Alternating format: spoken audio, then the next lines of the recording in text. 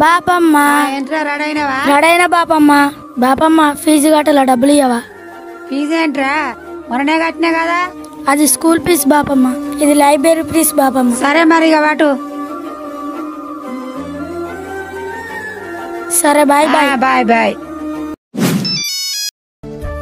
నేను మీ బన్నీస్ గురించి మాట్లాడుతున్నాం. నమస్తే సార్, చెప్పండి. మీ వాడు లైబ్రరీ ఫీజు కట్టలేదమ్మా. పంపినగా సార్ నేను ఇప్పుడు? ఏమో అమ్మా, మాకైతే కట్టలేదు. సరే సార్, నేను తెలుసుకుంటా మరి. సరే అమ్మా. హాయ్ బాపమ్మ. హాయ్ ఏంట్రా హాయ్? ఫీజు కడతా అనుకుంటా డబ్బులు ఏం చేసినవరా చెప్పు. ఇక నుంచి నీ కాటల్లో ఇంట్లోకాలు. నీ అవ్వ నీతో మాట్లాడా? తల్లిదండ్రులు అని పిల్లగాని గౌరవంగా చూస్తే నీకు బాగా అయిపోయింది. అగో ఏంటిది చీరెక్కడిరా ఇది? నువ్వు ఇట్రా.